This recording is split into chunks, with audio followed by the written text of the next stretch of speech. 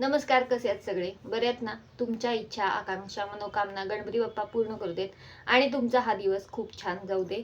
तर आज आपण संत तुकाराम यांचा अभंग बघणार आहोत.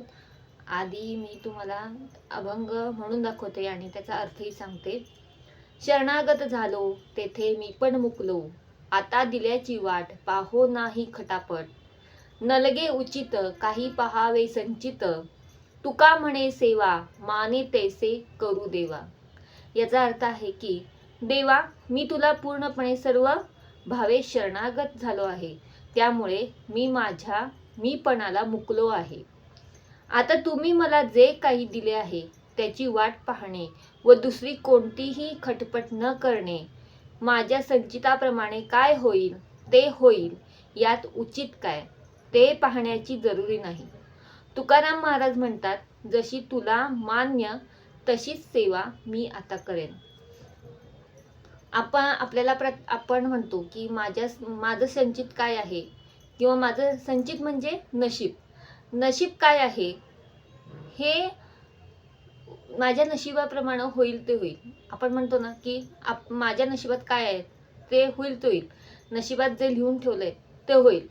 तसंच तुकाराम महाराज म्हणतात, माझ्या संचितामध्ये जे तू लिहून ठेवलंयस ते होईल. कोणतेही खटपट न करणे, किंवा मला जे काही दिले आहेस त्याची वाट पाहणे. तू मला जे देणार आहेस त्याची मी वाट बघीन. मी तुला पूर्णपणे शरणागत आलो आहे, त्यामुळे मी माझ्या मीपणाला मुकलो आहे. आपण सारखं म्हणतो मी मी मी सगळं माझ्यासाठी मी, हे जे आहे ते मी पण हे त्यांनी सोडून टाकलेलं आहे. त्याची तू जे मला दिलं आहेस, न खटपट करता जे तू मला दिलं आहेस त्याची मी वाट बघतो आहे, किंवा देणार आहेस त्याची मी वाट बघतो आहे. आणि माझ्या संचिताप्रमाणे म्हणजे माझ्या नशिबाप्रमाणे काय होईल ते होईल. यात उचित काय म्हणजे यात काय उचित काय आहे ते पाहण्याची जरुरी नाही, ते बघण्याची मला गरजच नाहीये. तुकाराम महाराज म्हणतात, जशी तुला जशी सेवा मान्य होईल तशी मी सेवा करायला तयार आहे. प्रत्येक वेळेस तुकाराम महाराजांनी आपल्याला उपदेश दिलेला आहे, आणि या अभंगामध्ये त्यांनी स्वतःला देवाला समर्पण केलेलं आहे.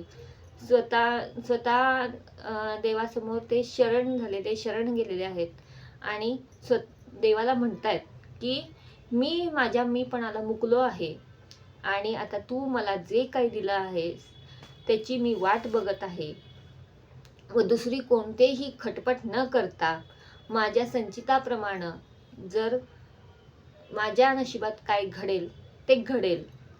यात उचित काय आहे ते पाहण्याची जरुरी नाहीये. तुकाराम महाराज म्हणतात, माझ्याकडनं जेवढी सेवा होईल तुझी तेवढी मी करीन, पण तुला जी सेवा मान्य होईल तीच मी सेवा करीन, असं तुकाराम महाराज म्हणतात. देवाची सेवा करणं हे खूपच चांगलं आहे.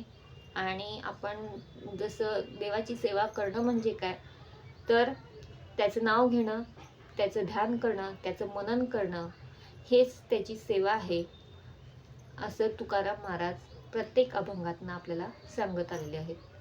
तर हा अभंग तुम्हाला कसा वाटला ते मला सांगा. जर अभंग आवडला असेल तर लाईक करा.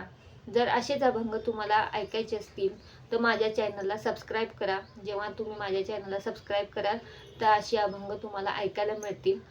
तर आपण पुढच्या भागामध्ये असे अभंग आणि त्याचे अर्थ बघूयात. तोपर्यंत पुंडलिक वरदा हरी विठ्ठल, श्री ज्ञानदेव तुकाराम पंढरीनाथ महाराज की जय.